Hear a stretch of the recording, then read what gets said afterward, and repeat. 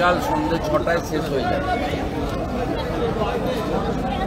ভাঙড় একটি উত্তপ্ত সন্ত্রাস কবলিত এলাকা বলে পশ্চিমবঙ্গের মানুষ জানে এবং এখানে আগে সিপিআইএম এর নেতৃত্বে সন্ত্রাস চলত, নেতৃত্ব দিত রেজ্জাক মোল্লা এবং শকত মোল্লারা।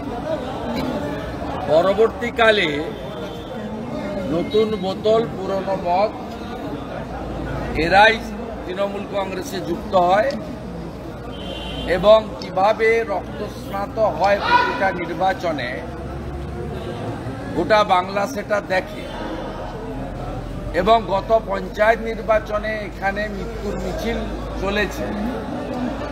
মহামান্য রাজ্যপালকেও বাড়িতে বাড়িতে এসে এখানে ভারতীয় জনতা পার্টির যারা কোর সদস্য বা কোর গ্রুপ আমাদের কারা ভোট দেয় ঢেলে আপনারা জানেন।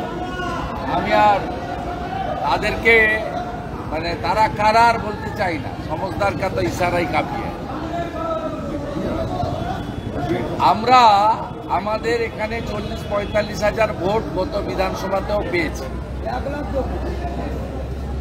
আমরা এখানে এর আগে একটি আমাদের নেতৃত্ব এসে জেলা নেতৃত্ব বুথ সশক্তিকরণের একটা মিটিং করে গেছে, প্রায় 1000-700 কর্মীকে নিয়ে। আমরা নির্বাচনের শেষ প্রচারে এখানে একটি মাঝারি মাপের সভা 4-5 হাজার মানুষকে নিয়ে করতে চেয়েছিলাম। তার জন্য আমাদের ভাইস প্রেসিডেন্ট জেলা কমিটি অবনীবাবু এবং মণ্ডলের 3 প্রেসিডেন্ট ভাইরা আছেন, মান্যবর প্রার্থীও আছেন ডক্টর অনির্বাণ গান্ধী, অন্যান্য গঙ্গাধরবাবু সহ অন্যান্য জেলা নেতৃত্ব দিমান কুন্ডু লস্করদা সবাই আছে। তা আমরা এখানে প্রোগ্রাম করব, আবেদন যেভাবে সুবিধা পোর্টালে করতে হয় তার যা নিয়ম নীতি আছে 26 তারিখ মাঠের এনওসি নিয়ে এই মাঠে আমরা সম্পূর্ণ অ্যারেঞ্জমেন্ট করেছি। গতকাল সকাল থেকে প্যান্ডেলের কাজ হচ্ছে, পরশু রাত্রিবেলা থেকে এখানে ব্যবস্থার কাজ চলছে, কেউ বাধা দেয়। পুলিশ এসে জানতেও চায়নি কাদের প্যান্ডেল কি হবে। আজকে বেলা 11টার সময় অ্যাপ্লিকেন্টের কাছে এই সভাটা বাতিল বলে যখন আমরা পার্টির সোশ্যাল মিডিয়া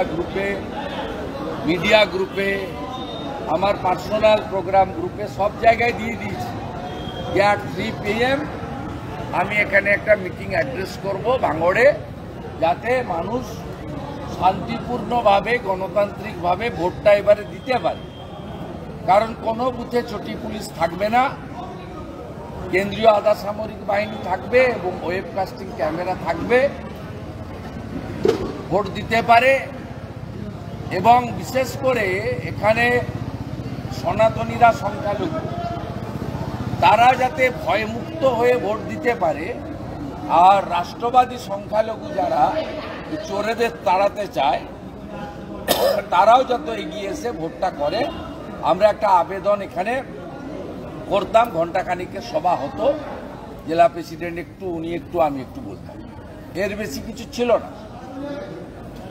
আপনার পুলিশের অবজেকশনটা দেখুন যে তৃণমূলের নাকি 100 মিটার দূরে সভা হচ্ছে। আমি তো ওদিক দিয়েও এলাম, আপনারাও এলেন, আবার এদিক দিয়ে ক্যানিং এর দিকে যাব। কোনো নাম গন্ধ কিচ্ছু নেই, কোনো নাম গন্ধ কিচ্ছু নেই। কিভাবে আমরা যে কথাটা গত বেশ কিছুদিন ধরে বলছি যে তৃণমূল মাঠে নেই, পুলিশ ভার্সেস বিজেপি লড়াই, সর্বত্র পুলিশ যেন পয়লা ভাইপোর চুরির টাকা থেকে বেতন পায়, আমাদের ট্যাক্সের টাকার বেতন পায় না। আর পুলিশের যেন উপর মহলের বাপমা মরা দায় পড়েছে তৃণমূলকে বাঁচানোর এবং ভোটে জেতানো। আপনি দেখুন এখানকার পুলিশের অবজেকশনটা আমরা ইলেকশন কমিশনের কাছে টেক আপ করেছি। ইলেকশন কমিশন বলছেন পুলিশ আপত্তি দিলে ল অ্যান্ড অর্ডারের প্রশ্নে আমাদের কিছু করার নেই। এবং বলছে দেখুন, লেখা দেখুন যে 100 মিটারের মধ্যে টিএমসির কর্মসূচি আছে। কোনো মাইকের আওয়াজ পাচ্ছেন? কোনো মাইকের আওয়াজ পাচ্ছেন? চোখে দেখা যাচ্ছে মমতা ব্যানার্জির পুলিশ কত বড় চিটিংবাজ এবং মিথ্যাবাদী। এই ঘটনা প্রমাণ। এবং এরা চেয়েছিল যাতে আমি এটা খবরটা পেয়ে 11টার পরে ডক্টর গাঙ্গুলি আমাকে আর প্রোগ্রাম প্রমুখ এখানে আছেন ধীমান কুণ্ডু, তারা জানিয়ে দিচ্ছেন যে পারমিশন হয়নি। আমরা গ্রামের লোকদেরকে আসতে না বলেছি, স্থানীয় কার্যকর্তা কয়েকশো এখানে ধারে পাশে আছে, কিন্তু আমরা বলেছি কারণ আমরা law abide people. Election commission of ইন্ডিয়ার প্রত্যেকটা গাইডলাইন মেনে চলার চেষ্টা করি। এক্ষেত্রেও আমরা এই মঞ্চে উঠে ভাষণ দিতে রাজি না, কিন্তু মাঠের পারমিশন আছে, আমাদের স্কুল দিয়েছে এনওসি অবনী। আমরা এইখানে আজকে আপনাদের মাধ্যমে সপ্তম পেজের ভোটারদের কাছে জানাতে চাই, সপ্তম পেজের ভোটারদের কাছে জানাতে চাই যে পশ্চিমবাংলার গণতন্ত্র বিপন্ন, বহুদলীয় গণতন্ত্র স্বাধীনতা বিপন্ন এবং নির্বাচনে যে লেভেল প্লেইং ফিল্ড থাকা উচিত সমস্ত রাজনৈতিক দলের, যা বাবা সাহেব আম্বেদকর আমাদের দিয়ে গেছেন সংবিধান, সে সুযোগ পশ্চিমবাংলার ক্ষেত্রে বিশেষ করে বিরোধী মানে বিজেপি, অন্যরা তো বি টিম, সিপিএম তো বি টিম, ওদের কথা না বলেই ভালো, ওদের পারমিশন কোথাও আটকায় না। আমাদের ক্ষেত্রে এই জিনিস করেছে, ওরা ভেবেছিল যে বিরোধী দলনেতা এটা শোনার পরে আসবেন না।